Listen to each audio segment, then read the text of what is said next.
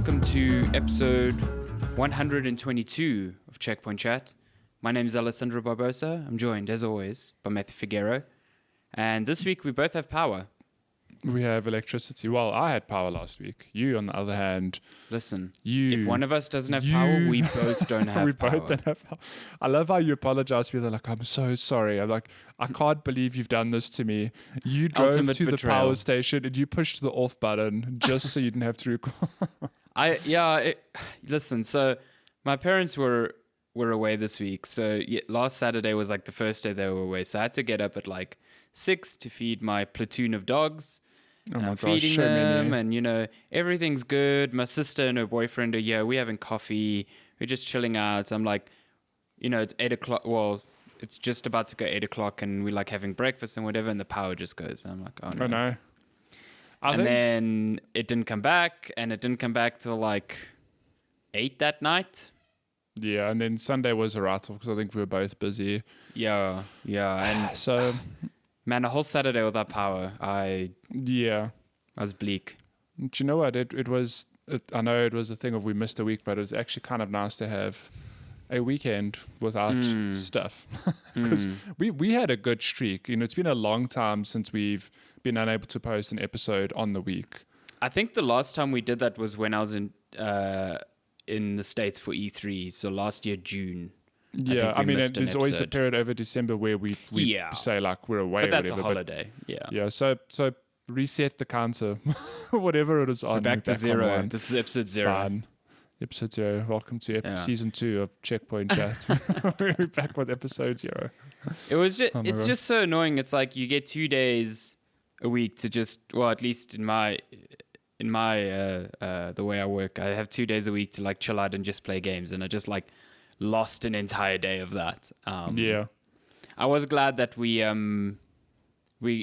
that I got power back on Sunday, because if you're listening to this, we should have already posted a really cool Animal Crossing island tour in collaboration with Nintendo South Africa. So go check that out on our YouTube channel. We've also got an interview with the creator Jackie on the podcast channel if you just want to do audio. You missed it, yeah, but it was really cool. It was a Halloween themed tour of his island, and he really went all out. It was really phenomenal. I mean, and just on that, today is Halloween, technically. Yes. Happy Halloween. Spooky. We wish this like days. Christmas. Merry Christmas. Happy Halloween. Wow, my dogs are going absolutely mental. Oh, clearly they are fans of Halloween. Yeah. What are they all dressing up as? You've dressing got a up as platoon cats of dogs. Oh my gosh! Are they going to do the musical Cat? Yeah. Oh, good lord! That is a perfect horror movie. So I think that's. That'd be so funny. I've seen one of the coolest videos ever of this. It looks like a poodle, but like one of those proper big poodles with the long legs. Mm-hmm. And I can't remember now if the poodle is black or white, but either way, they shaved the poodle in a way and then colored the fur white to make it look like he's walking bones. It's so good. That it's is so incredible. Good. Best Halloween outfits. I mean, if the poodle's black and you see that just like in a dark room, you'd shit yourself. You'll actually just cry. Yeah. I mean... But it's cute. It's really... I mean, I don't know how the dog feels about it, but I think it's pretty cool. I have to think the dog's like, why is everyone giving me so much attention? Yeah, they that love too. Me. And they also, really why love am I me. cold on some parts of my body and not others? This is so strange. Whoa, there's my skin. What happened to her fur? What do you dress Lupin and Luna up for Halloween? I don't know, but I can tell you that Lupin was an asshole this morning. He was so hyper. Shocker, wow.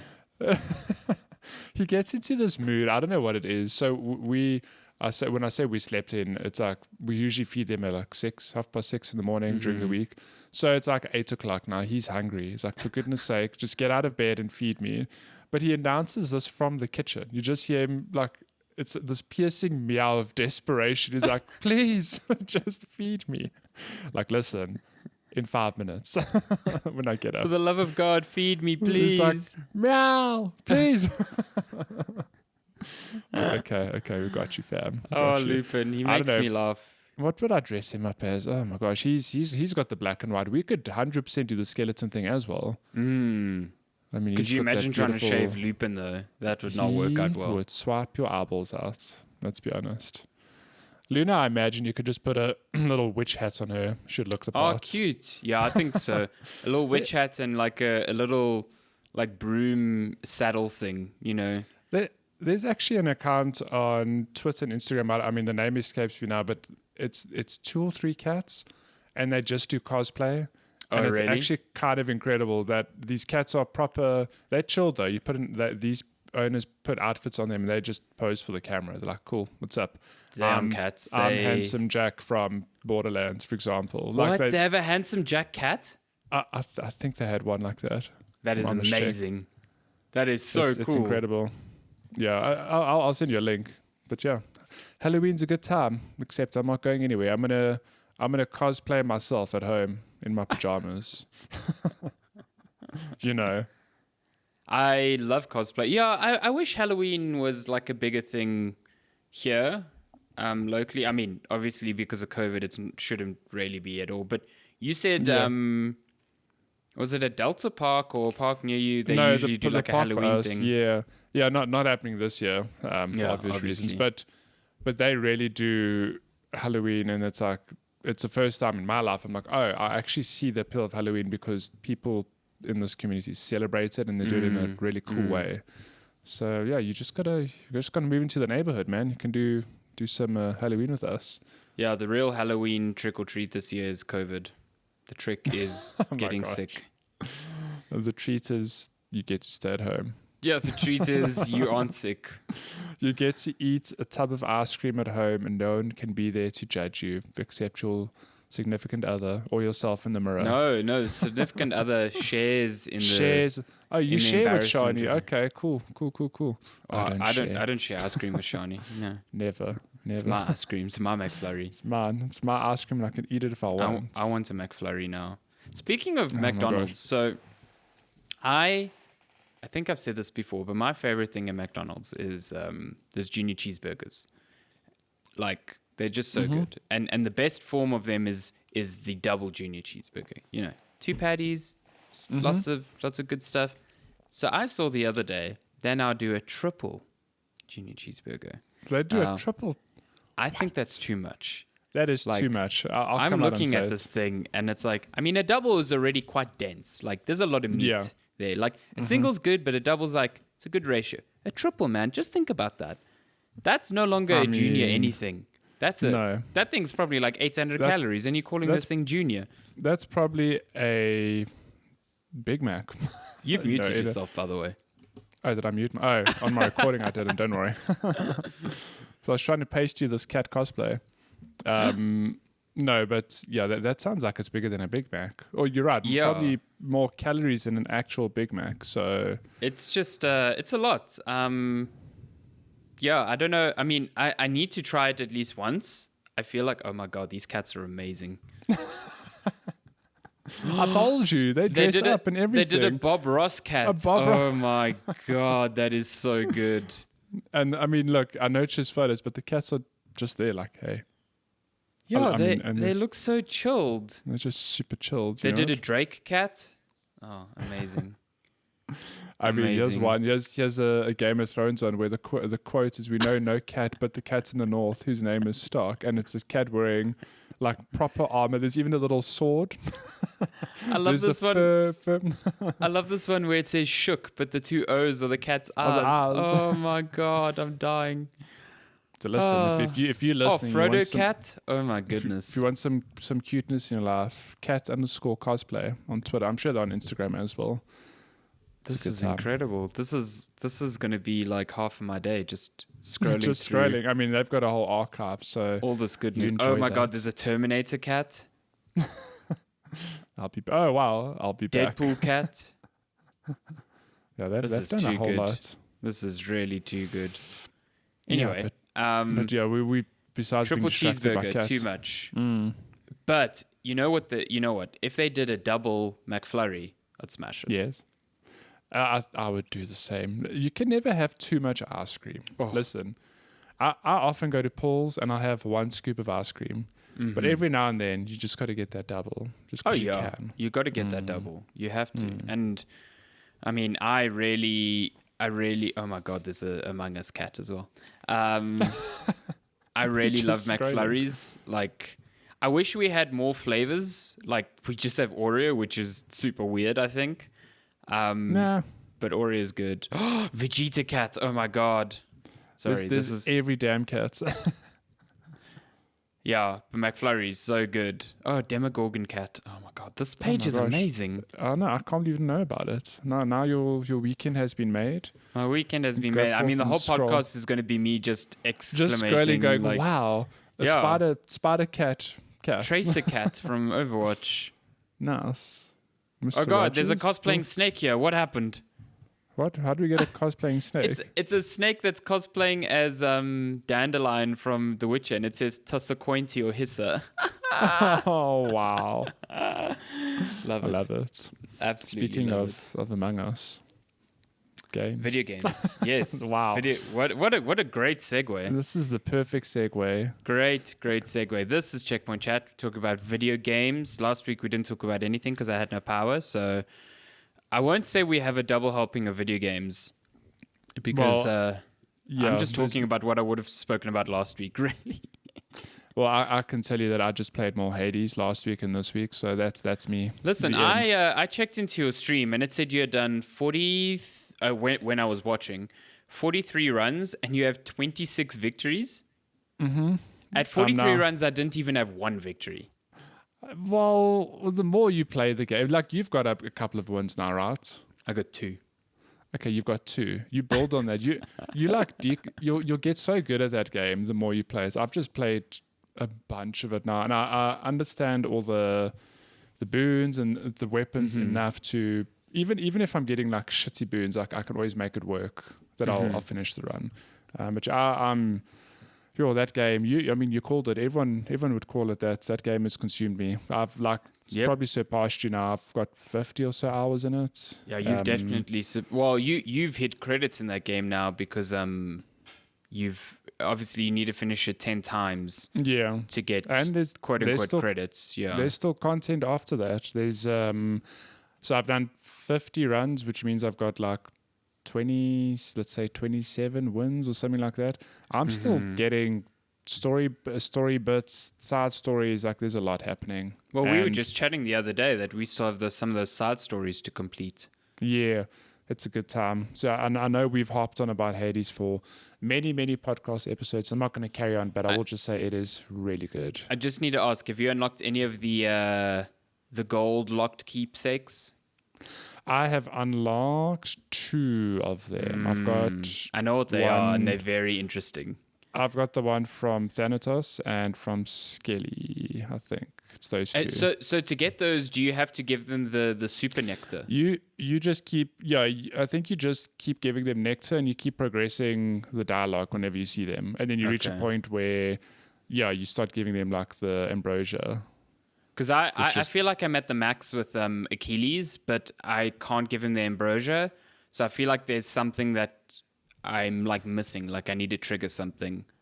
I mean, don't quote me on this, but it might have to do with what's the dude in Elysium? Apocalypse? Oh, his pal. Yeah, it might be linked to that. Listen, this game, I'm blown away by how.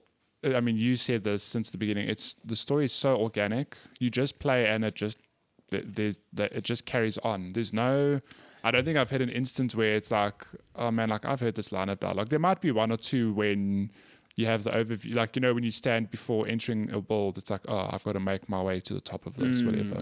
Like I think I've exhausted all those dialogue options, but I'm still talking. When I grab a boon from a god, it's like, oh, like you're still down there. Like, hey, let me help you. There's just so much dialogue. I would love to see the web of dialogue, like trees in that game. It must be.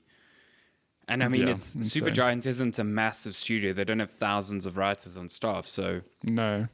If I'm not mistaken, I think Greg Kasavin, the lead writer on that game, I might be misquoting, but I feel like he said he wrote over 100,000 lines of dialogue for the game, which is obscene. It's crazy.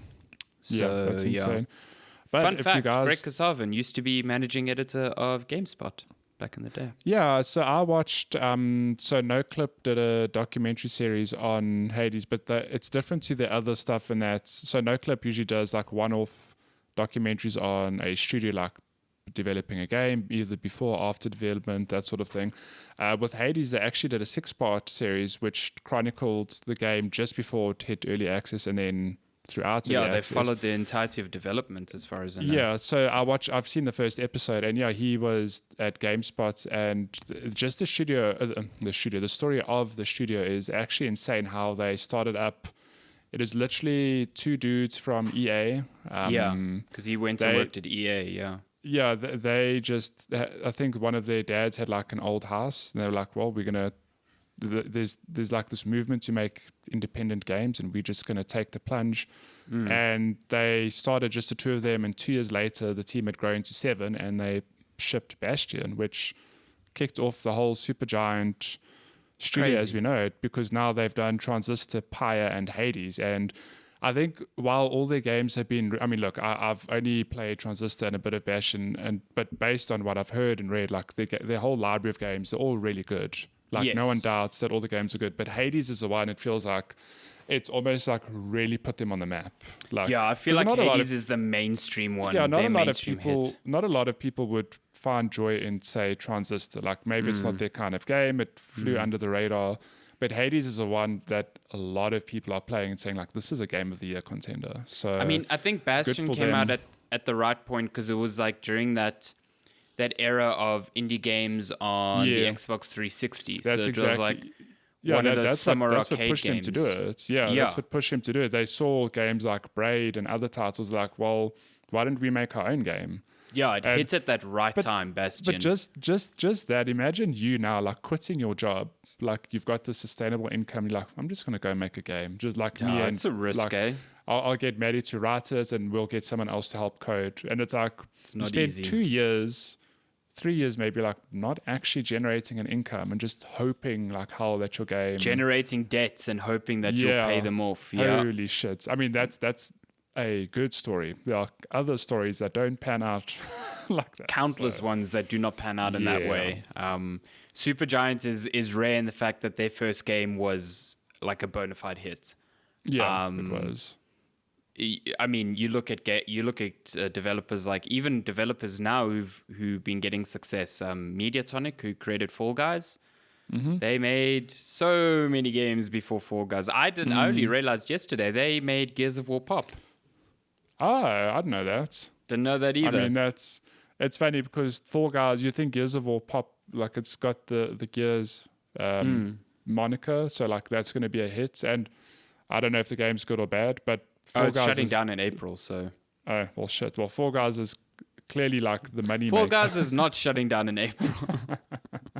But yeah, it's just Lord. Things like that. Like you never hear of the failures before the success, and if there is a studio without a success, you never hear about them at all. Yeah. So yeah, I mean, I would love there to be a chapter in like Blood, Sweat, and Pixels about Supergiant, because I think their story mimics a lot of the same beats as like Yacht Games, who make Shovel Knight. Like a bunch of people working in the games industry, but then deciding to do something on their own and then really striking gold. So, but yeah, Hades is phenomenal. Good time. I know we've spoken about it many, many weeks in a row, but with good reason. It's that good. It's still my game of the year. Good Lord. Even though that's a conversation I'm putting off in my head, because I just look back on the year and I'm like, oh, it has been a year. My God, there have been some really good games this year. So we'll have that conversation in December. Speaking of Blood, Sweat, and Pixels, Jason Schreier announced his new book. I can't remember what it's called now. Actually, is it just Reboot or something? Yeah, it's Reset or something. Reset. Jason. So for those of you who don't know, Blood, Sweat, and Pixels is quite literally a book comprising chapters that all cover a studio or a game's development, and it is like fascinating to read and just interesting. If you're a gamer, it's just really interesting to see the process of making a game and how stressful it is, you know. So his new book is called Press Reset: Ruin and Recovery in the Video Game Industry. From the best-selling author of Blood, Sweat, and Pixels comes the next definitive behind-the-scenes account of the video game industry, how some of the past decade's most renowned studios fell apart, and the stories both triumphant and tragic of what happened next. So he's, obviously these are studios that, kind of closed down, and some of the some of the examples here in the bio are Irrational Games after the launch of Bioshock Infinite, the release of Epic Mickey, what happened to Visceral Studios after Dead Space, stuff like that. I mean, tell me more. I want to read that book. Yeah, this is and it's out on May 11th, 2021. Bam. So, yeah, 6 months. Super keen to read that. Yeah. But yeah, in games that are out, and well, basically I've been playing Watch Dogs Legion. Bluff. Watch Bluff. Watch Bluff, yes. I've mentioned before on this podcast, I think, my love for Watch Dogs 2. I think you loved it. Yeah, I think the first Watch Dogs had a cool idea, and then one of the most bland protagonists I've ever played as in a video game. Just like really boring story, really boring protagonist, but a good like proof of concept of what that sort of open world sandbox could be. And then I felt like it was weird. Watch Dogs 2, all the marketing, I was like, oh, this looks kind of... It looked like it was going to be a big miss. Yeah, to be completely because it looked like it was leaning into like meme culture a lot, and like that, that sort of like, oh, we understand the internet type of thing. Yeah. But it ended up being really good. I thought the cast was really cool because it was like this ragtag group of young adults who were very smart, but also very like, again, like hip within the culture, like going out and taking out big corporations. Exactly. Like, I mean, when I saw a character who had a mask that had like emotes on it, I was like, this is the dumbest thing ever. It's ridiculous. But then his actual character was like pretty amazing. Like really personable and just really fun to talk to. And I thought the main character was great, Marcus Holloway. And I just thought it struck the right balance of like the sandbox playground with hacking and, emphasizing stealth, over killing, because you like these teenage, like rebel crew, like murder just doesn't seem to like fit within. I mean, you could murder people 100%, but it just didn't fit within like their sort of style. Yeah. And I just thought San Francisco was a cool place to explore. And I really just thought it was like Assassin's Creed 2 for the Watch Dogs series. It like hit the right notes. So Watch Dogs Legion in that respect feels a lot like a disappointment. I don't think it's a bad game. And I don't think it's as bad as the first Watch Dogs. I just don't think it's as good as Watch Dogs 2, like not even close. Yeah. So the whole hook here is this idea that you can play as anyone. So you're in a future London, and DedSec has been framed for some terrorist attacks, DedSec being the hacking group that you play as in all three games. And they've kind of like gone into hiding. And you now have to kind of rebuild them by recruiting people, anyone. But literally anyone off the street. Yeah, literally anyone off the street. And the idea is like, hey, you can play as anyone. And every one of these NPCs has, certain traits that you can exploit and make use of. I mean, some are pretty useless. Like some of the, like some people you'll go to and it's like, this person owns a car. And it's like, that's great. I can hack every fucking car in this world. So why would I need that? But then some are like awesome. Like some people have like traits of being like a spy or a construction worker, which will give them access to certain areas or access to certain gadgets and weapons. I mean, early in the game, they kind of introduce you to the system by saying, okay, well, you need a construction drone, and the only people that have construction drones are construction workers. So you need to recruit a construction worker. And then when you recruit a construction worker, it's like, oh, you have a construction uniform, so now you can enter construction workspaces without alerting anyone. Stuff like that. And you're like, oh, these are all, cool, really, like, interesting traits and considerations that, you know, might come into play when I'm actually playing the broader game of, you know, the missions and tackling hideouts and stuff. And that's where I feel like it falls apart. It's like recruiting all these recruits is cool, and finding people that match your playstyle is cool. And, you know, just being able to hunt out recruits out of this massive world where anyone can be a potential recruit is, I think, a really cool idea. Especially when you start getting into these situations where eventually to recruit certain people, you have to follow their like routine. So you'll get like sort of like a sheet of like at 9 a.m. in the morning, they're here, at 5 p.m. they're here. And you have to like kind of plan where you're going to intercept them to try and, you know, recruit them, or how you're going to break their routine so that they become more attuned for DedSec. So like there's an example that floats around on Twitter a lot where if you kill a certain NPC's like husband, instead of going to the coffee shop, their schedule changes to going to the cemetery type of thing. Wow. So there's lots of like emergent gameplay moments in those sort of senses, but it makes absolutely no impact, I feel, to the core story. Like none of those emergent moments change the way you play Watch Dogs, because all it is, it feels like a very old open world game where it's like London is split up into like regions, and it's like, okay, you've got to do these 2 or 3 missions to liberate this region. And then when it's liberated, then you'll have more recruits to pick from there, and just do that around London. And it's like, okay, this feels like a open world game from like 2013. You know what I mean? Years ago, yeah. And then on top of that, those missions are like really, really, they don't differentiate themselves. It's like, this is an enemy hideout. Get in there, hack a thing, get out. Or, hey, this is a piece of propaganda. Get in there, hack the thing to change it, get out. And it's just like... I like the hacker thing. Like, there was one... you know, this was the point, and it was pretty early on in the game, where I realized that the AI or the scenarios were designed in such a...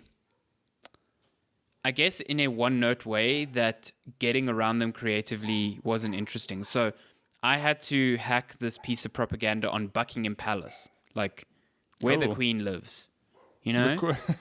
Elizabeth. She's still alive in this game. They don't say. Right? They don't say. But she's immortal. If she is, she's chilling there. There's a lot of security there. Like, the gates to the gardens and, you know, the main gates, whatever. Lots of security. So I was like, okay, how am I going to get around here? So I start scoping out the place. You know, one of my favorite things in Watch Dogs is doing security camera hopping, where you hack a security camera and then any security cameras nearby you can hack. So you can basically hop around an area and like survey it. So I'm like looking. I'm like, okay, cool. I could get in here. I could get in there. And then I was just like, wait, I've got a construction. I need to get on the roof of Buckingham Palace. But I've got a construction guy and he's got a construction drone.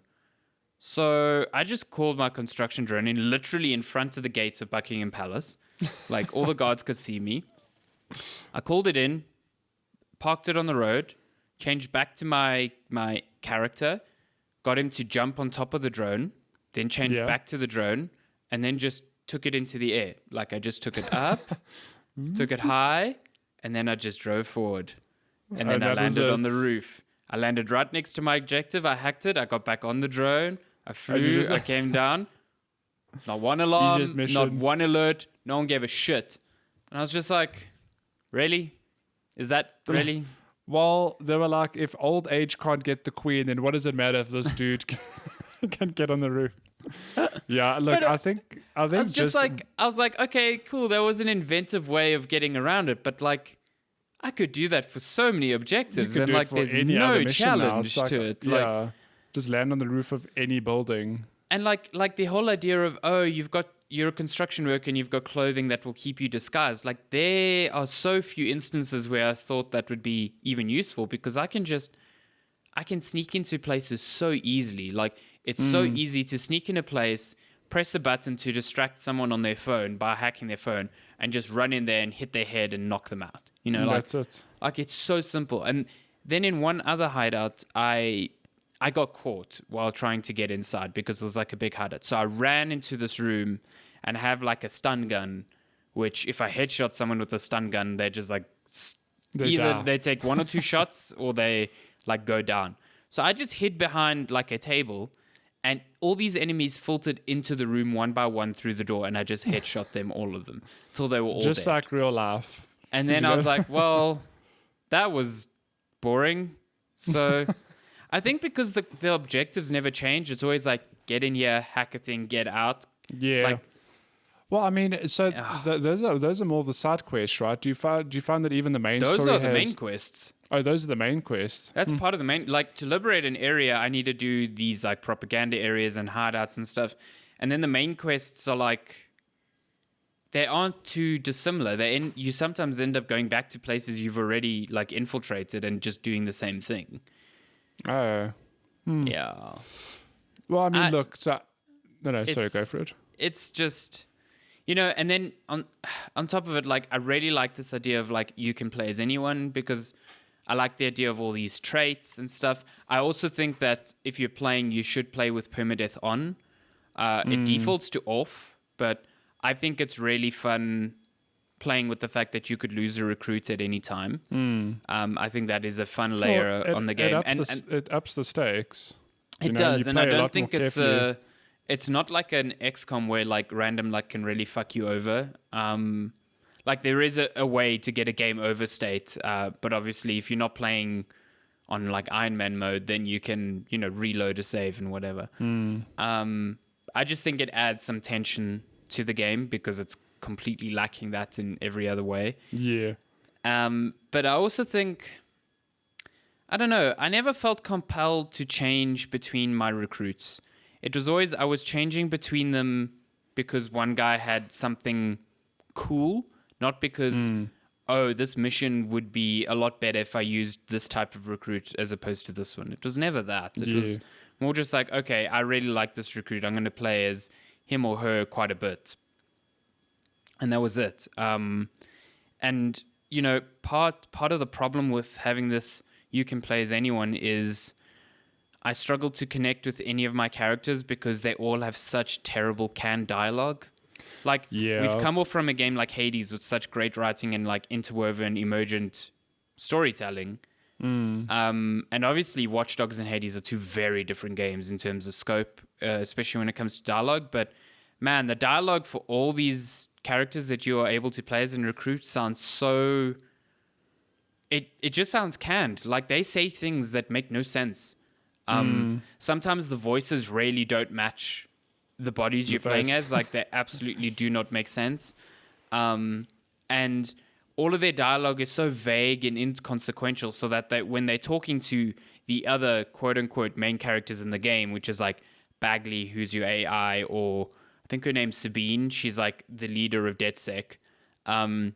They are real characters. So they providing a lot of the exposition and a lot of the dialogue. And your character is usually just replying with this like canned, generic reply. And it's like your character can't connect with them because the game doesn't know who your character is at any given time. It just doesn't work. Like it's a great idea, but it just doesn't. Yeah, well, I think that was probably not only my biggest concern, but the biggest concern of a lot of people where on paper it sounds very ambitious. Like I think that it's something stupid, like you can play from 9 million something. It's ridiculously ambitious. Like it's a stupidly high number. But at the end of the day, you have to sit and think like, does it really pay off in that way? Like, does it really have that big of a difference being able to recruit any of the 9 million people? Like, how could it possibly be there are 9 million different instances of characters? Like, sure, maybe their models and their perks and whatever will be different. But when it comes to like dialogue and story writing, I mean, we don't have AI to write. It's a fucking headache. For example, it's a limited resource team of humans trying to write up a batch of dialogue, for however many people. So I think that is my biggest concern with the game. And I think, like you've said, it where it falls apart is the fact that you don't really get to connect with the story, I guess, because they've just used like vanilla or almost generic lines because they don't know what character you're playing and how you're interacting with the other quote unquote main characters. So like, look, I don't know, like maybe I'm not the right person to say this because I haven't actually played the game, but just based on what you've said, it's almost like, why did they not instead just say you can choose from 30 different recruits, for example, like limit that pool to, here's like, you do have this old granny who's got this perk, whatever, or you can choose from this young teenager, and we've got voice actors and actresses for these 30 characters, and we've really fleshed them out. There are now different endings as a result. Like that to me seems more achievable. So like, I don't know how the game ends, but the fact that you have so many different characters and you don't get to connect with the story, I'm already like, like I'm personally not keen to play the game. I mean, I admire the attempt. Like look, not to take away from it at all. Yeah, but it's just very ambitious. I think this has got like the framework of something Ubisoft could definitely use in another game. Because I think the like scheduling system and the idea that all these NPCs run an actual routine, like I can't imagine from a technical standpoint, that blows my mind. Like, yeah, it really is impressive. And, you know, game director Clint Hocking, this is the sort of thing that I expect from him because he's involved with Ubisoft's like weirder takes on franchises like Far Cry 2. So like I respect that sort of vision. I just don't think it makes for... I just think it's at odds with what the game ends up truly being, which is this is, you know, through and through a Ubisoft sandbox. So you either like it or not. I don't think it evolves that sort of formula in any meaningful way. Yeah. But I think, you know, the question then is like, why did I enjoy Watch Dogs 2 a lot more than this when at their core, the gameplay is very similar. And I think it just comes down to the characters. Like, I really love the cast of Watch Dogs 2. And I think they drove a lot of my interest in that game. Without that here, I just spend a lot more time dissecting and picking apart the missions, which are meant to be like the fun part of the game, because I'm not finding the actual characters at all interesting. And that's, so then it just like starts tumbling. I do think London is a great setting. It's cool to have, man, their roads are fucking weird. Like, holy crap. I mean, okay, firstly, being able to drive on the right side of the road, awesome. Very cool in the video game. But wow, I mean, I've been to London very briefly, but I've never driven there, and I don't think I ever want to because, wow, those roads are confusing. They are so confusing.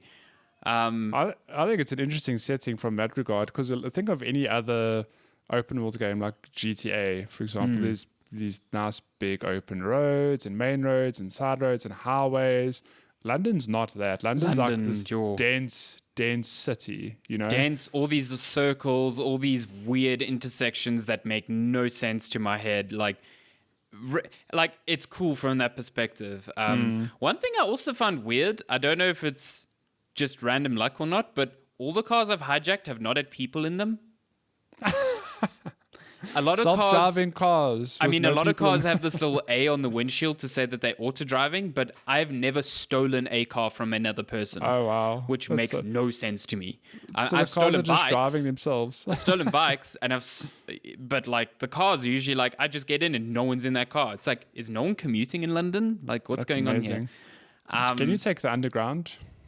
I suppose if you fast travel, I mean, there's this fast travel thing. I think you can. I'm not sure. Oh, that's another thing. The loading screens in this game are horrible. Like, really? It takes so long to load into the game initially, and then there's loading screens everywhere. Like, you enter your hideout, loading screen. You change your character, loading screen.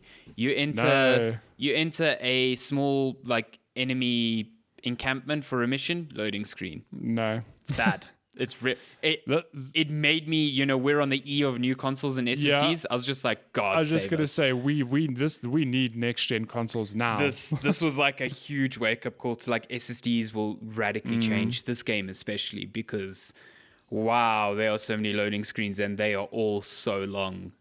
Good grief. I think the initial load into the game is like over 2-3 minutes. It's bad. Shit. It's really slow. I guess it's building a lot of other things, but yeah, I don't know. Listen, London is cool, and I think the game looks visually like really good. Obviously, I'm playing on PS4 Pro, so I don't have any of the fancy ray tracing or anything like that on PC, or it will come to new consoles as well. And from what I've seen, that looks even better. But even without that, I think London looks really good. Yeah, I think it's really well designed. I think the future neon aesthetic is pretty good, if a bit sterile, but I think it just looks good. I think maybe that's, again, because it's a completely different setting. It's not an American setting, which is just a nice change, you know what I mean? It's different, yeah. Yeah, Watch Dogs Legion, Watch Dogs. Not a bad game, just, for me, a disappointment after how much I loved the second one. There are many reviews you can read online that are far more positive than me. The other Alessandro at GameSpot, Alessandro Filari, enjoyed the game a lot more than I did. So if you want you should always seek out different opinions, go read his review. It's really good. Well, don't pretend like he's a different person. It's your alter ego. He's so great. Alessandro Barbosa is the one who gives the negative reviews, and he's the one who's like, I like this guy. It's great, because when I started, when we covered events, like, he would be helping out with news, and Timur, who's managing editor at GameSpot, he would always, at first he was just saying Alessandro, and both of us would be like, which one? So now he calls Alessandro Filari Alessandro, and he calls me Barbosa. So now we know. Barbosa, get me pictures of Spider-Man. Like, okay. Essentially, yes. I mean, if it's a game about Spider-Man, that's literally what is being said. So yeah. But that's all I've been playing. Okay. So what have you been trying out when you're not snorting Hades through the nose? Good Lord, I can't stop snorting Hades, man. I just want to play more. Can't stop snorting that Zagreus. So you had a busy week, because on Tuesday we played some Trackmania, and you know what? Because you weren't there, we're going to play some more this coming week if you're available. So I'm not going to spend too long talking about it, because we'll talk about it again after having played more, but I can tell you that the fall track, so every 3 months in Trackmania, they plan on releasing 25 new tracks for the community, completely free. And so we started Trackmania, it was summer. We played those 25 tracks, and while they were challenging, they were all pretty much doable. Like, give it enough time, you go, like, this track's possible, whatever. Let me tell you, the fall tracks, it feels like the difficulty has been ramped up. Like, I think only a handful of those tracks are pretty straightforward, like a couple of turns here and there, and there's a finish, whatever. The rest are unrelentingly difficult. Like, it feels like they've turned the difficulty up a notch, and I can't really comment on them because I've only given each of them like 10 minutes each. So yeah, we'll revisit Trackmania next week. I guess they're catering to the diehards that are still playing. The people who are paying the monthly subscription. Yeah, I think that's exactly what my one friend Brad said. He was saying that apparently the pro Trackmania players said that the first batch of tracks were easy, they're boring. I can understand that. If I was a pro Trackmania, I'd probably feel the same. But I mean, for our skill level, I was like, damn, these tracks are cool. I really enjoyed them. I think they were challenging and fun. So so are there lots of snow levels? There's a couple. There's one where it feels like it's one of those long tracks, but it's just snow, and I'm like, oh no, I can't do this. I'm not okay with that. There's one track where you start, you drive over a launch pad, and then there's like a hairpin turn, and it's like, how are you meant to do that?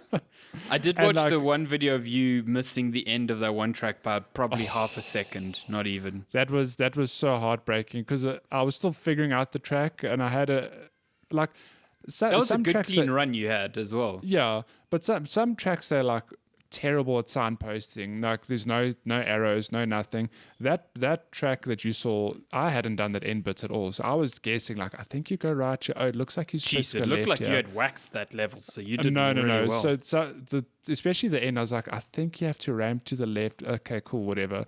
So eventually I'm like, okay, I've got just enough time to maybe clock a lap. And as I get to the finish line, the round ends, I'm like, okay. I could see as soon as you launched into the air, you saw the time, and you're like, oh no. I was like, no, please, I'm so close. Just so funny. Look, the best part of Trackmania for me is the trash talk between all of us. So we'll play more. We'll get better at those tracks. Yeah, I need to come and trash talk Cello. Put him in his place. he eventually, I mean, look, the night started, I was beating him, and then as the night progressed, he had like a 10, 11, maybe 12 win streak over me. I was like, you know what, whatever. See, that's why you need me there. This? I need you to just bring him back to earth. Yeah, cut him down a peg. He's just trash talking. No. Can't let Chilla win. This is bullshit. Yeah. But other than Trackmania, we had a mini Nintendo Direct, which we'll get to in news do you know later. I haven't actually watched it? My week's been so busy, I haven't watched everything. I just know the sort of like snippets of what happened there. So you're going to have to fill me in during news. But what I know is that a big demo came out for, Hyrule Warriors? Age of Calamity? Age of Calamity, yeah. So they basically just amazing that title has no Zelda mention at all. Like, if you don't know what Hyrule is... I mean, Breath of the Wild technically doesn't have Zelda. Although, do they say it's the Legend of Zelda? Breath of the Wild? Do they? Yeah. I mean, everyone just calls it Breath of the Wild. So they just shadow dropped a demo, which is the first chapter of Hyrule Warriors, which, if you don't know, is basically, it's a prequel, not made by the same team who made Breath of the Wild, but set in the same universe, I think led by the same writers. So story-wise, I think it'll be, tonally, and it'll fit into the lore. But the game itself is not Breath of the Wild. It's you said it earlier. It's what's it called? A Musou game. Musou game. So Dynasty Warriors. There was even a Zelda one. I think there was. Was it just Hyrule Warriors? It might have just been Hyrule Warriors. Yeah. So, but there's been lots of types of this game. They're making a Persona one, Persona Scramble. So, wow. Yeah. It's got your name written all over it. I'm so keen. So those games, basically, it's a you versus hundreds of enemies type of game. I don't know if that makes sense to you guys, but it's literally you'll get put onto a map and there are just swarms of enemies for you to dispatch. And millions of Bokoblins. Bokoblins. And Hyrule Warriors is that. It's that aesthetic, or it's that gameplay with the Breath of the Wild aesthetic laid over it. So it's kind of weird because, like, if you think of Breath of the Wild, like just any instance of Breath of the Wild, like what comes to mind? Like, I'll tell you what I think if you don't have an answer, but like what stood out from Breath of the Wild for you in terms of the open world and enemies? Like, just coming across little pockets of enemy encampments. Right, like, so even if you came across an enemy encampment, it would be maybe like 5 enemies, maybe 10. Very small, And like just engaging in those, it is often a thing of you still have to kind of play strategically, especially at the beginning of the game, because you maybe didn't have enough hearts, or your gear wasn't strong. Hyrule Warriors is like the complete opposite of that. You get dropped in, it's you, Link, versus like hundreds of Bokoblins, which is very strange to go to, because like I went in, and that's my bad, expecting more Breath of the Wild style gameplay, like more sort of I suppose strategic in a sense. You've got your shield up, you're going to dodge left and right, whatever. Whereas this game really is about you're going to dispatch all these enemies. You've got combos at your disposal. You've got like a light attack and a heavy attack, and you've got abilities that will help you just mow through all these hundreds of enemies. This is where Link becomes a mass murderer. That's why they've got to put him to sleep for 100 years. I'm floored by the amount of Bokoblin homicide that's going on here.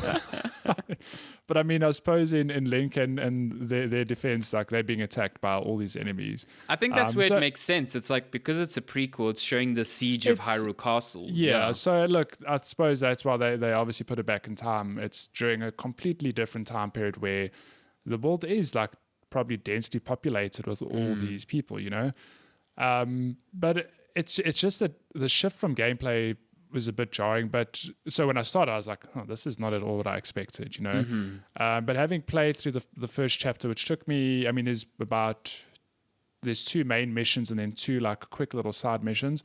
So it's about, I'd say, like an hour, maybe an hour-ish of gameplay. Okay, that's a decent demo. It gives you like a substantial feel for the game at the very least. And I actually enjoyed it. Like, at first I was a bit taken aback by it, but now I'm curious to keep playing more, because the way it works is you essentially have an experience bar that you fill up. You can level up. You get better gear. And you look, I've only played with the sword, but if I'm not mistaken, you will get different weapons that could, change how you play the game. So I know there was like a Bokoblin club, which I just never got around to equipping, for example. And it has clawed from the cold dead hands of the 1,000th Bokoblin that you murdered. I've murdered, yeah. The Bokoblin has his little Bokoblin baby crying, and you just like, give me the club, kid. Oh my gosh. I think play the demo. You'll see what I mean. It's very, very weird to go from this sort of big empty open world with like one piano note every 3 minutes, to this. Oh, is there good music?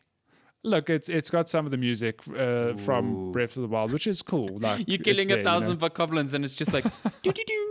No, okay, the music there is completely different. But to go from that to this thing where it's like, so the first mission is like the fields of Hyrule, and you've got your mini map on the top left, and you can see different objectives light up as this mission progresses. So it is like, it starts off with like, hey, just defend the castle. Okay, now there are different outposts that you need to take back, and you just run to that part of the map, and you're just killing stuff on the way. But I suppose where it really changes things up, and I've never played a Mesa game before, so I don't know how this differs to any other game that the studio's done. You can hot swap between other characters at any point.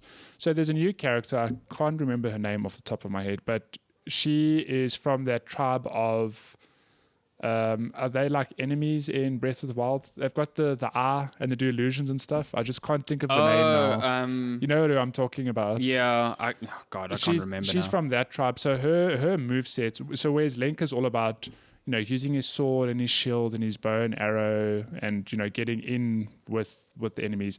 Her whole moveset is like about illusions and almost attacking from a short to medium distance with like abilities. So like there's variation in that, and yeah, I've just had a taste of the game, and I'm curious to keep playing because now where the game leaves off, you just have you do the first mission, then you're introduced to the overworld, which shows you the whole map from Breath of the Wild, and there's just little icons earmarked. So like if you like, here's another mission here in Hyrule, or there's a stable that needs resources in order for you to like buy stuff from them. So there's little quick side things to do. And where it leaves off, it's like, cool, we need to go awaken the divine beasts or recruit people to, use these divine beasts. And then kind of like Breath of the Wild, it's like you can go anywhere. Which corner of the map do you want to go to? Oh, that's cool. Okay, I didn't expect that. Yeah, but what is kind of a big... it's not a deal breaker. That's not at all what I'm trying to say. It's what's different from Breath of the Wild is that you literally just fast travel to every point. At no point are you just exploring the world yourself. Whatever. Yeah, I wouldn't have expected that. But I wouldn't have expected that. I can understand like looking at the world that you've explored already. You're like, oh, I really want to just go there. You know what I mean? But it's so weird because in my head I'm like, there is a Breath of the Wild 2 coming out still at some stage. Oh yeah. And this is not that game. So don't be me. Don't expect Breath of the Wild. And like when I say I was expecting Breath of the Wild, like I'm not silly. I wasn't actually expecting Breath of the Wild, but I'm expecting more of that tone and that feel. It's not that, which is fine. Especially when you see like the art style's the same and the music's the same. I think that's what really got me excited was the trailer. It's like it's the exact same art style, the cast of characters we know, and the music. The music, you're like, damn, it's that good three piano notes. Love that piano man. Lens was like, what? It's not that, but it's fun. It's a different game, and I'm keen to see how the story plays out because they laid out that you've basically. Something we know that the age of Calamity is like Calamity Ganon's coming, like how they're going to definitely know Link gets knocked over the head for 100 years. For 100 years, you know how the story ends, but we don't know how it got there, and I'm quite keen to. That's the thing that I'm super curious. Like that's why even if I'm not super into Muso, I have to play the game to know that stuff. So yeah, I'm keen, and that's out soon. It's like end of November. Yeah, I think it's quite a good time to drop the demo because it's cheeky and clever because they leave you with the open map. I'm like, this is a pretty substantial demo. Before I go to any of the divine beasts or any corner of the map, I'm just going to do these side quests quickly. So I did them, And then I'm like, cool, let me go to a Misa. What's the one? I can't remember the character's name. Is it Misa? Mifa? I can't remember. It's like, let me go there. I click on it. It's like, this is part of the rest of the game. Click here to pre-order. I was like, damn it. Like, they've hooked me now. How was the just the last thing? How was the performance? Because I've seen people saying in docked mode it is bad. Why is it bad in dock mode though? Because the resolution maybe it's goes trying high, to hit a resolution too high. Yeah. It's kind of weird because I don't know if it's like a thing of dynamically scaling the resolution, but at certain points it feels like the visuals look a bit blurry. Bit muddy. Okay. Bit muddy, yeah. But because there's so much going on at any given time, like if I think of Breath of the Wild, and sorry I keep comparing the two, but if you think of Breath of the Wild, it's like this empty world. And even in Breath of the Wild, if you did too much at any given time, if you threw like a bomb and then it triggered an explosive, like there would be frame drop because it's trying to do a lot of stuff at the same time. Now this game is that, but like dialed up by 100, and it actually performs fine. But it does look like every now and then the textures look a bit muddy. I suppose that's the best way to say it. I think if the frame rate's fine, because I mean, Hyrule Warriors, the first one, if it was even called that, released first on the new Nintendo 3DS. It wasn't compatible with the old one. Could only be on the stronger new one, and it was trash there. Like the performance was super super bad, and it was only when it was ported to Switch that it finally like was even playable. I felt like. So I just hope they haven't dialed this up to 11 again on the Switch, where it's like we're back to a new 3DS scenario. Performance wise, I think it's fine. Like it's functional. So yeah. I've downloaded the demo. I'll probably play it this weekend. I am keen to get stuck into it. Yeah. Get those. Yeah. Look, after the demo, I'm definitely keen to play more. Like I want to experience the story and keep leveling up my cast of characters. So yeah, that's that. Should we get to news, because we're already hitting that hour mark? Can you? Are we skipping game releases?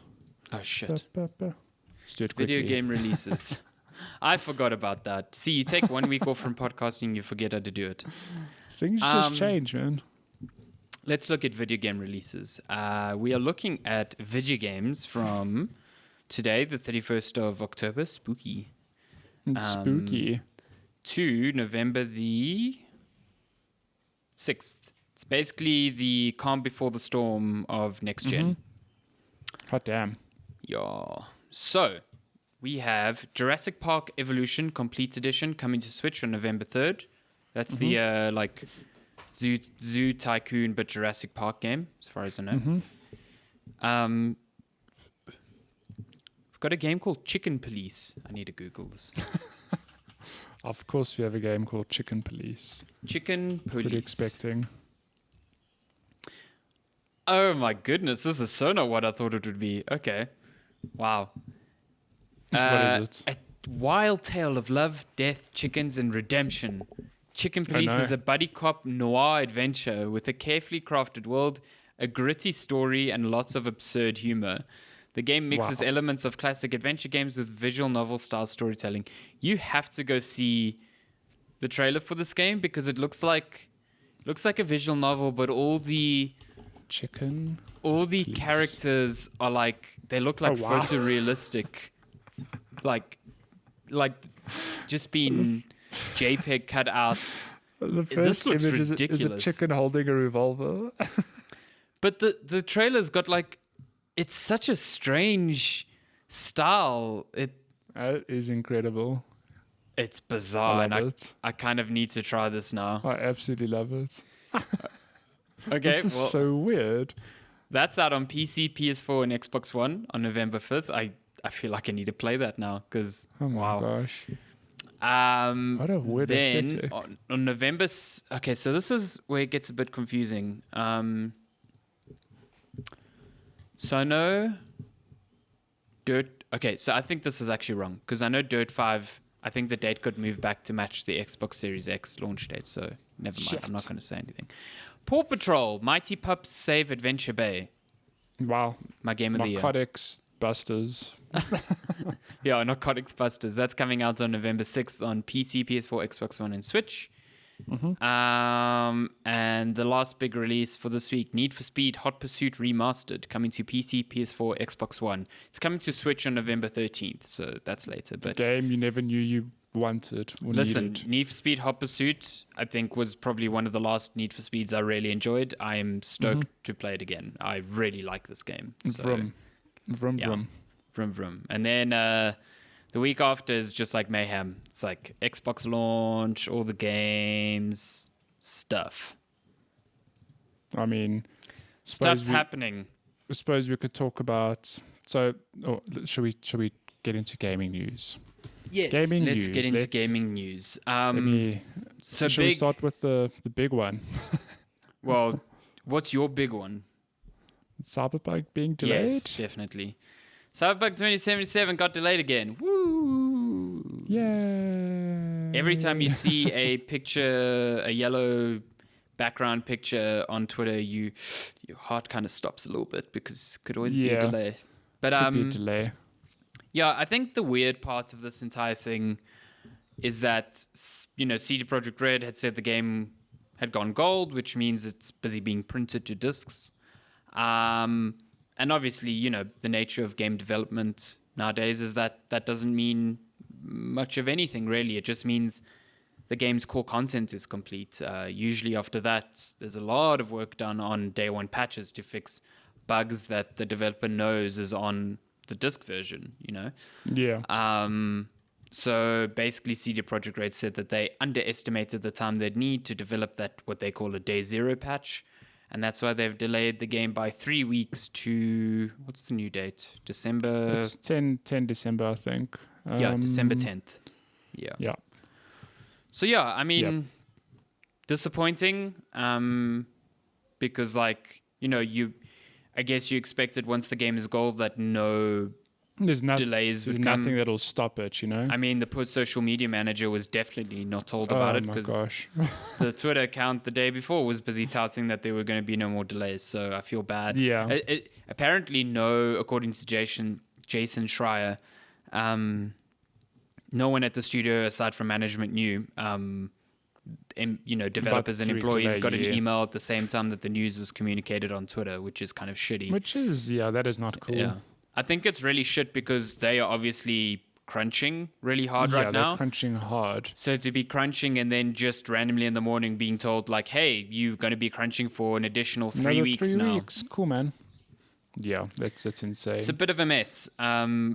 Exasperated by the fact that one of the studio's co-founders is like, oh, crunch isn't that bad. And then the next day had to walk it back because it was such a dumb comment to make. Yeah. I mean, but not only that, the delays happen, and probably the worst thing that's come out of it is still, well, not the worst thing, but one of the worst things that's come out of it is just the hate mail that's been being sent to everyone, which is just like... I mean, I can't imagine being one of the devs there crunching your heart out for a game that, at this point, I wouldn't be surprised if some developers are completely disillusioned with this game. Like, they just want it out the door. They just want it done, yeah. And then on top of it, you've got fans sending you death threats because the game was delayed. Like, fucking hell. But you had someone from the studio actually come out and be like, hey, we are people just like you. Yeah, come on. It's ridiculous. Like, some of the things that have been shared, like people sending the messages like, I know where I live. I'm going to hurt your family if you don't release this game now. Like, what? At what fucking point are you in your life where you feel that is an okay interaction to have with another human? To threaten their safety, whether it's empty or not, it doesn't matter if it's like, oh, this is the internet, these things happen. No, fuck off. You are a person at the other end of that. Yeah. Just don't be that. It's 3 weeks. What is your... I know. What is happening that you feel that is an okay response to have? And if you think that the game was announced in 2013, way back when, what is 3 weeks? What is 3 weeks? What is 3 weeks? I don't know. But it's ridiculous. I saw, I can't remember who shared it now, but it's a real damned if you did, damned if you didn't situation. Because if that game launched without this additional 3 weeks, which, I don't know to what extent they need the 3 weeks to really polish up that patch, but if the game had come out and, there were bugs, it was buggy, the devs would get the same treatment. Exactly. And now they delay it to try and prevent that. And who knows, maybe it releases and there's still bugs because it's a big game. Like, that's not out of the question. But just because they delayed it, I really, I understand people wanting to get out of the games industry because you are literally killing yourself making products for an audience that hates you. That is the nature of it. I don't understand why a lot of people would do this and why they would stick around. And, the average lifespan of, lifespan's the wrong word, but the average time developers stick within the industry is only 5 years for a reason. That is the average. And they get out of the industry entirely. And that's not healthy.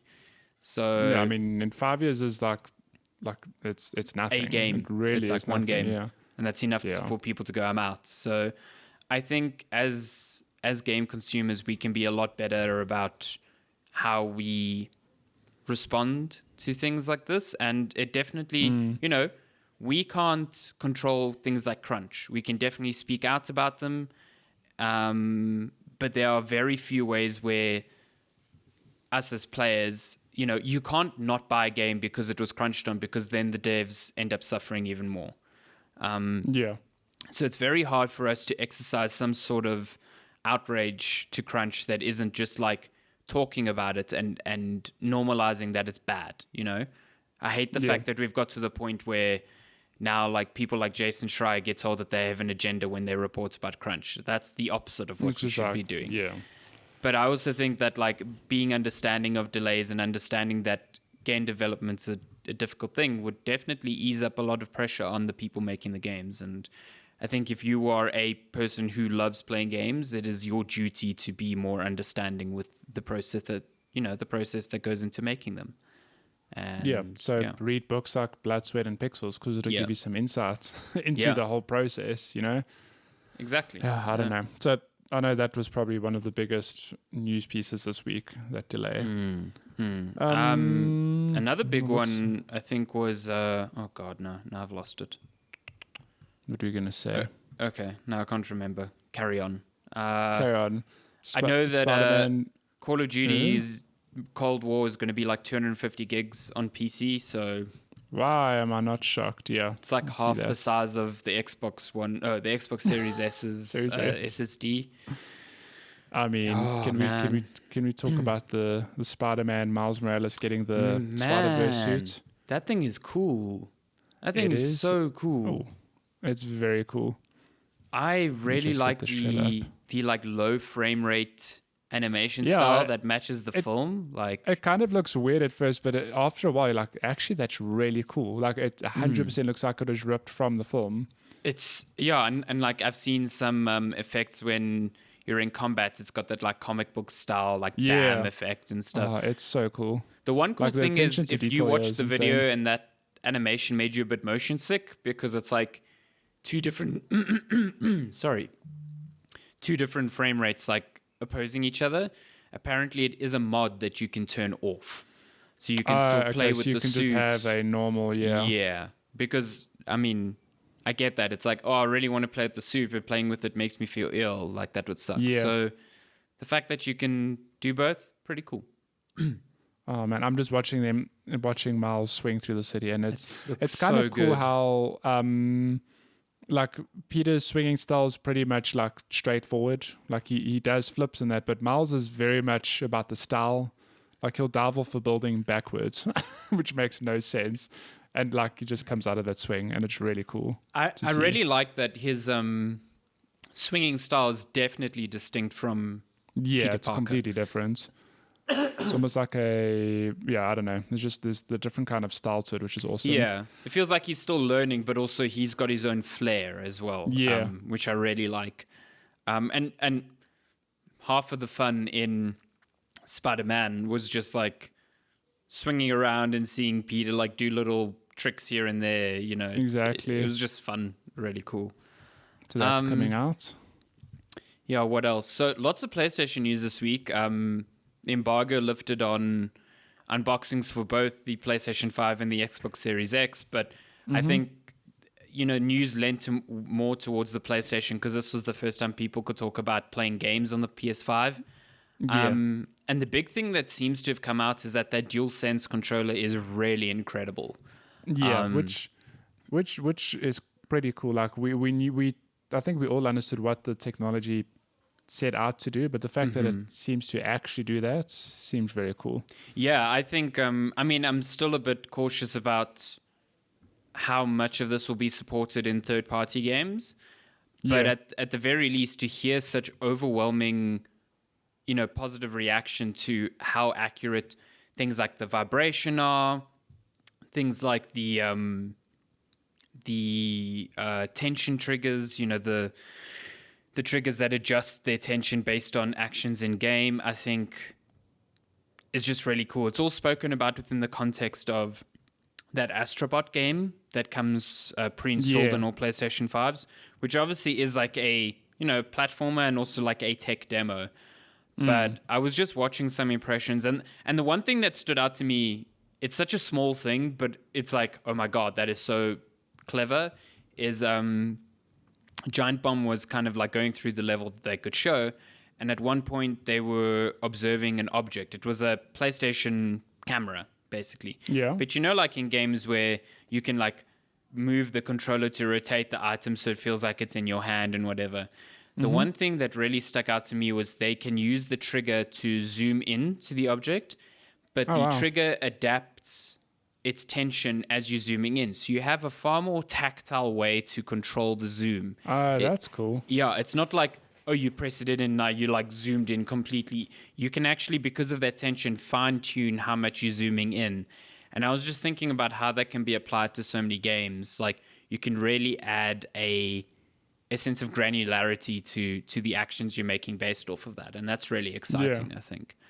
So I'm keen to see, like you said, I don't know how third parties will use it, but I really hope, if it's as great as they say it is, that it is something that a lot of third parties do think to incorporate into their games. Like how you just said, zooming in and out of a map, for example, like that would be really cool if that was just a standard feature on the PS5, Or just like the fact that I've seen people speak about how they can feel, the vibration is tuned in a way that they can feel when they're walking on sand as opposed to metal, or walking, or they can feel like raindrops on the thing. It's rare. I mean, for people to say that the controller is the thing that they're most excited about with the console is pretty incredible to me. It's like, this is the PlayStation 5. We've got ray tracing. We've got like no load times. But the thing you should really be excited for, the controller. I mean, that really is a hell of a statement. If it's a thing that is like, everyone was really excited about HD Rumble on the Switch.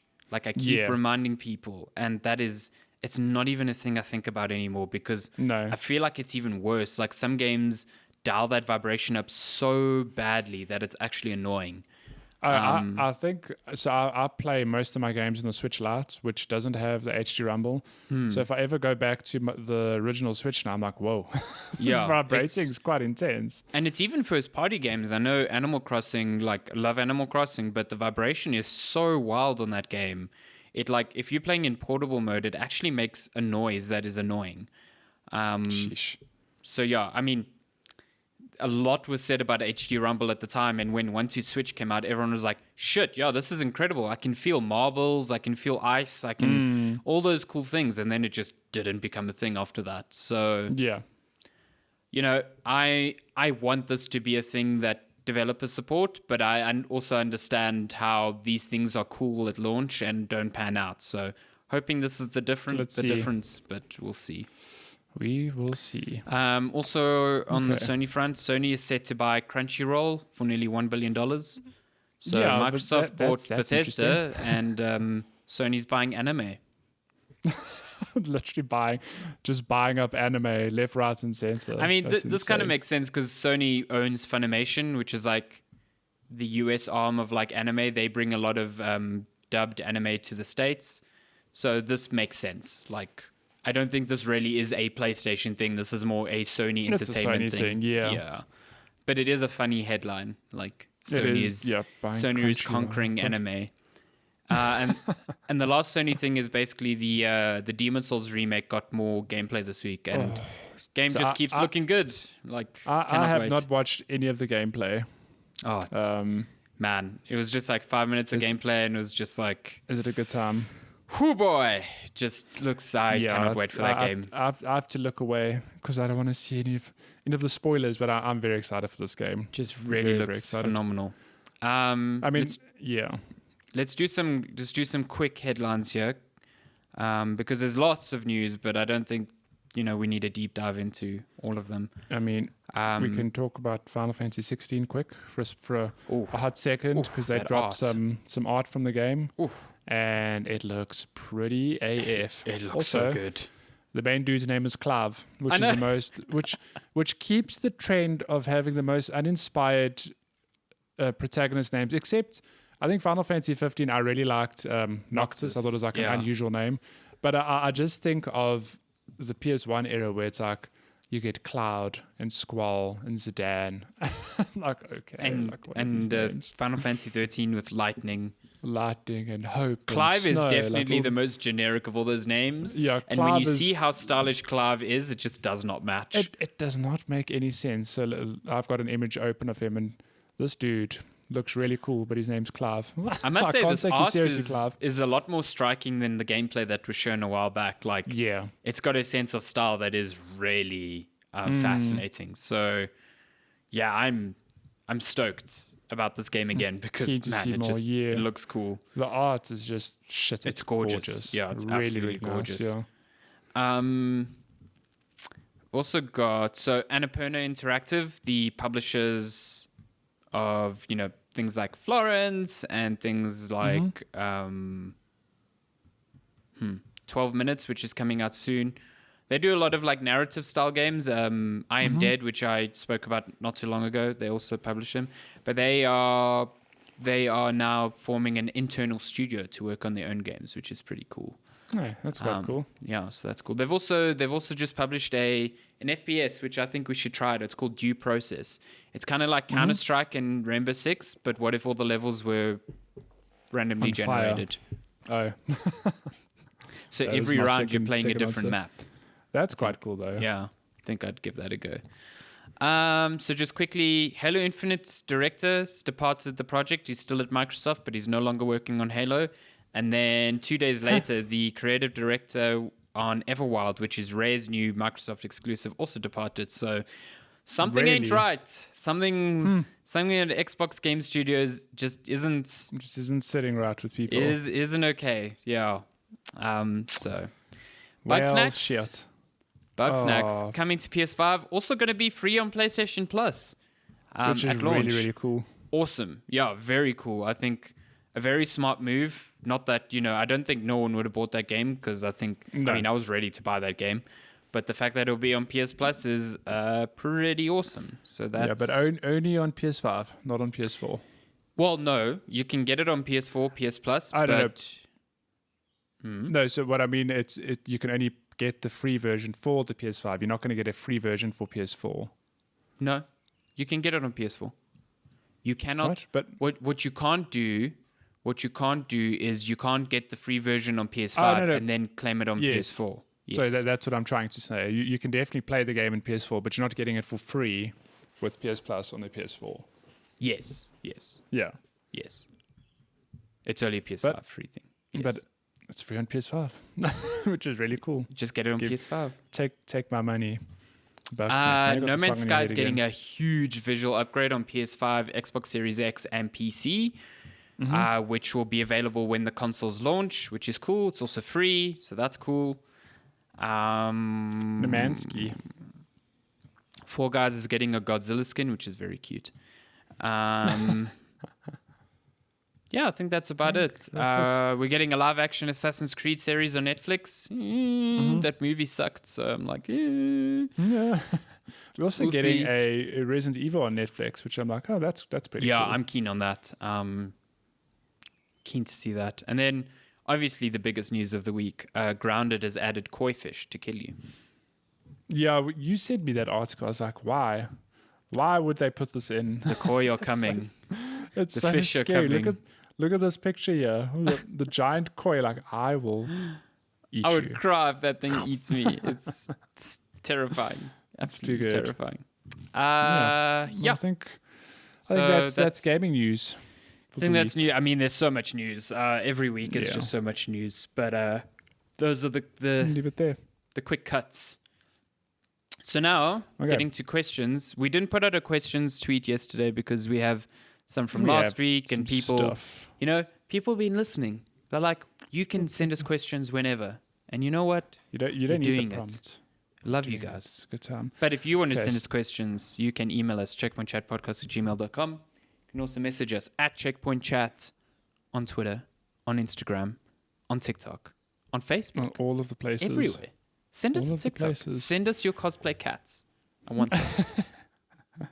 Okay, so I have a few from Chilla last week. So let's just keep in mind that he sent these... Chilla, the Trackmania asshole. He sent these thinking that he was going to see you on the track on Tuesday. So he says... He's glad he didn't see me on the track. Would have left him in my rubber. So he says, Sandy the Slasher fan, no wonder he drives so slow in Trackmania with those slashed wheels. Wow. How rude.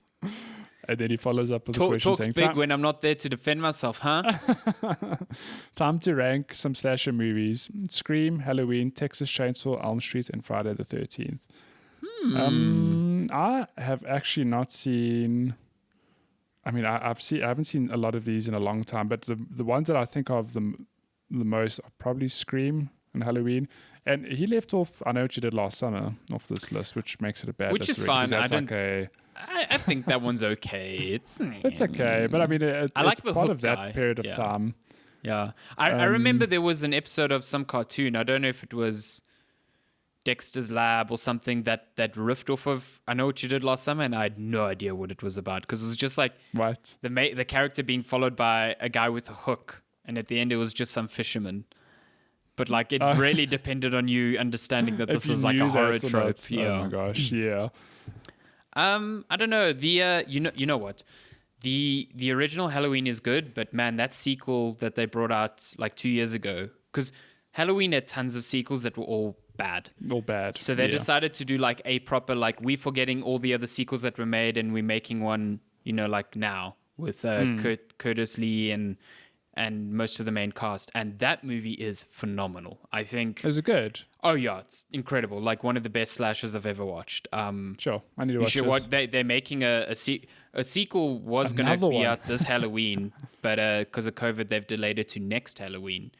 Because they're basically making a trilogy, like a sequel trilogy. Okay. Okay. But yeah, if you should watch the Halloween reboot because it is awesome. I would rank that like up there with like some of my favorite slasher films. Damn, Daniel. I really like the Jasons or the Friday the 13th. I think they are stupid, campy. They're completely nonsense and that lore makes no sense, but I think they're fun. It's a good time. Not a huge fan of Nightmare on Elm Street, I must admit. Don't tell Darren. I've told Darren many times. Oh, no. I've told Darren that Freddy vs. Jason is trash because it fucking is. It's so bad. I think Darren's going to come visit you in your dreams. You don't want that. No. So. Please no. I've been watching some new slashers recently. So I've seen one on Netflix for a while that I've never watched until this week, where I just dove into more details about it and realized it was directed by Mike Flanagan, who does The Haunting of Hill House and Haunting of Bly Manor. It's called Hush. It actually stars his wife, who is Theo in The Haunting of Hill House. She's also the lady in the lake in Bly Manor. Yeah. So it's his wife. She plays like a writer who is deaf. And then this dude comes in, like, torments her in her house. It's very good. Oh, no. It's I don't know if I want to watch It's that. very thriller vibes. It plays around with, like, complete silence. And then, like, it's really good. Shit. And then because I've watched that, I now need to watch Don't Breathe, which is kind of like these three kids try rob a guy who's blind and the tables turn on them. Oh, no. Apparently also really good. So kind of want to watch that as well. Well, it is Halloween today. We should just queue up all these. I love slashers. Slashers are like the best melding of like horror and thriller. It's not like complete horror, but that tension, man. It's so good. I love it. It's good. Okay, so Tuesday, it's Trackmania. Better open your schedule, but I'd understand if you stay away. Wow. Well, we can go back in time and we can see that you did, in fact, stay away. Were you actually working late, or were you? I was definitely working late. I was so busy this week. I hated life. Formula One predictions. I mean, oh God. Well, I can do the predictions for this week's race. Okay, tell us. Hamilton, Bottas, Verstappen. There we go. Okay, bam. Okay, so then he drops a joke. He says, Sandy, have you ever heard of the weightlifting vegetable? He was a muscle sprout. Oh, get out of here. Get out of here. You're banned from asking questions for a month.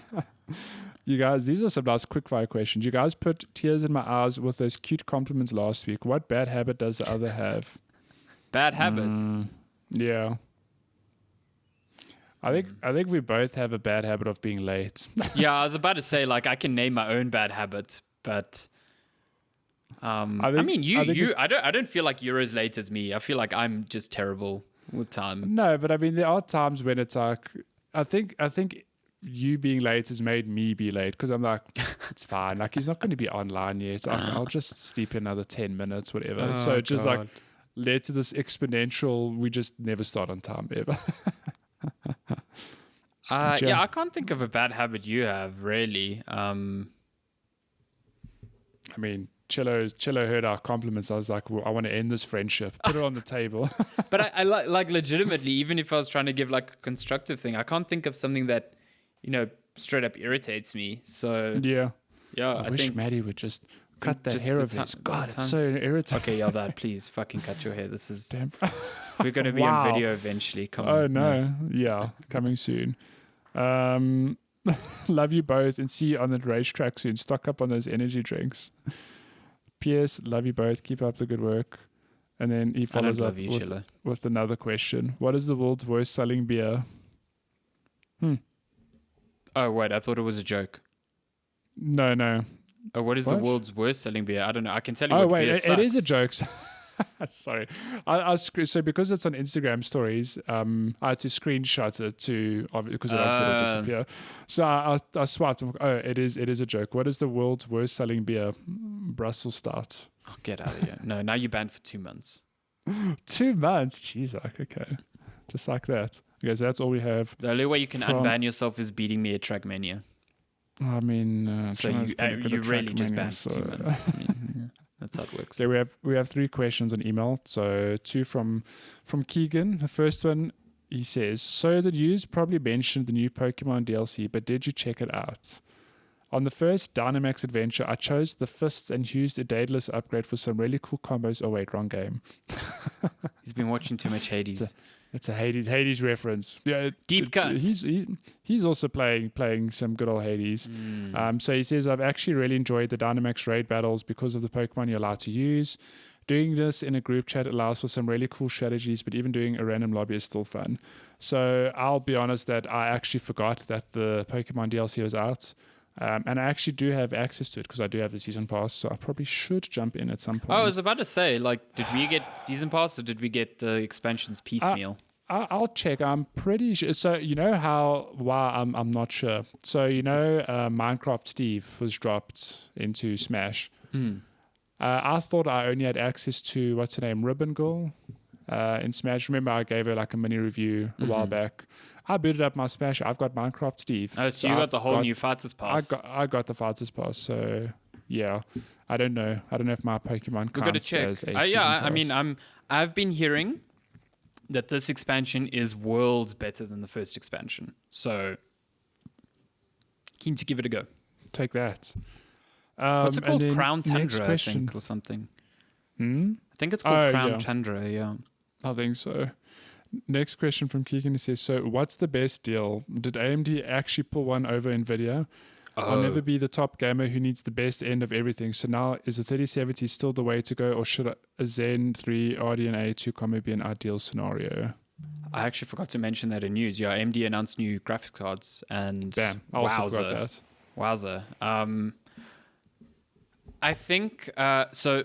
Linus Tech Tips made a good point in his video about this. He says there is no better time now to wait, because firstly, 3070 reviews came out, and the card is as good as expected. It trades blows with the 2080 Ti, sometimes exceeds it, and it's a $500 card, which is absurd. But firstly, you will not find stock now anyway, so no point trying to buy one anyway. And AMD's new cards, the 6800 XT and the 6800, are coming out on November 18th. So just wait 2 weeks and see reviews, because there's all sorts of things that AMD announced that I want to see tested outside of their benchmarks, because their benchmarks painted these cards as extremely powerful. Like the 6080X, 6800 XT was basically like beating out the 3080, which is like, I mean, I can believe it. It costs around $50 less. It consumes less power. But yeah, it seems like a good card. The one thing I'm super interested about is they were basically talking about big performance gains if you combined their graphics card with a new Ryzen 5000 CPU, because the two can communicate more effectively with each other and basically help each other out, essentially. Yeah. Just to be very redundant about how that works. So yeah, I want to see how that pans out.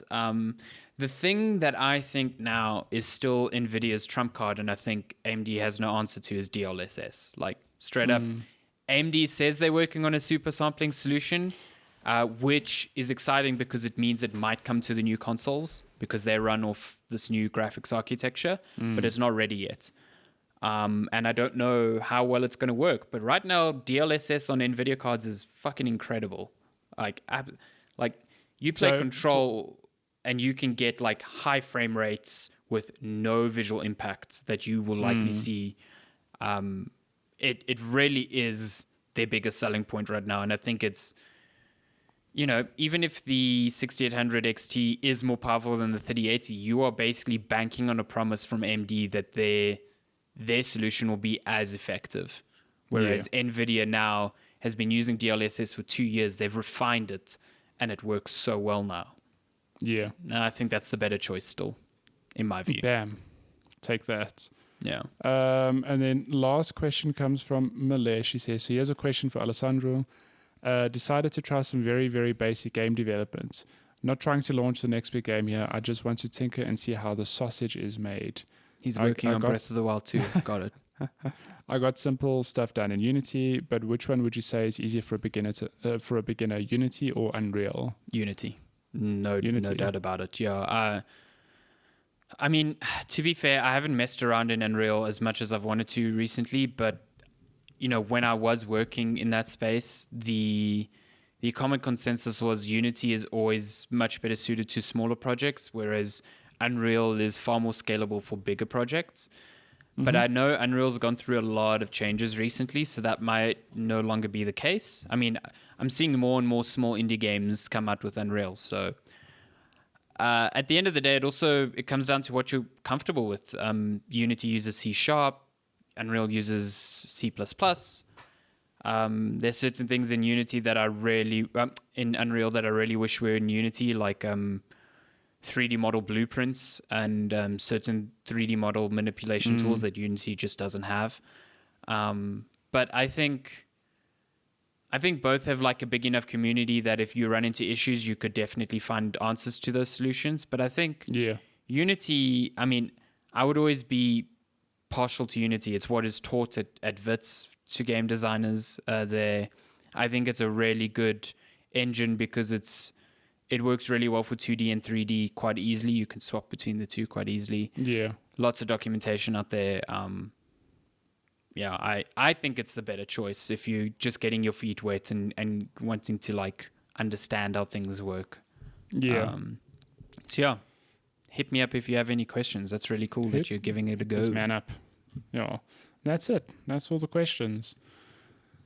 We are done. Wow, would you look at the time? We didn't hit the 2 hour mark. Hot damn. If you sent us a question, thank you, firstly. And if you want to send us a question next time, checkpointchatpodcast@gmail.com or checkpointchat @checkpointchat on Twitter, Instagram, Facebook, TikTok. Get in. Don't wait, just send. Don't wait, just all send. All these people did, basically. Just another reminder that we have posted. I mean, this episode's probably going out a bit late to give our Animal Crossing stuff a bit of a breathing room. Yeah. But essentially, we've got a Animal Crossing tour, Halloween themed tour on our YouTube channel. It's really good. If you're just interested in the interview we had with its creator, Jackie, that's up on our podcast channels as a special episode. But it's a really cool tour, and we're going to be doing more. We're going to be doing a summer themed one in November, and hopefully like a Christmas themed one in December. Yeah. So look out for those. Check the video out on YouTube, all the podcast platforms, and don't be shy. I will link the YouTube channel. Obviously, it's always in the episode show notes, so it's there. Check that out. Would appreciate it. Would appreciate. But that's been episode 122. Check my chat. As always. Apologies for the delay. Apologies for last week. For a while. It's permitting. But as always, thank you so much for listening. Love you all. See you next week. Oh. Hey, the next time we talk, we'll be on the eve of new consoles. Oh boy. It's so close. Exciting times. Thank you so much for listening. We'll see you next week. Okay, bye. Goodbye.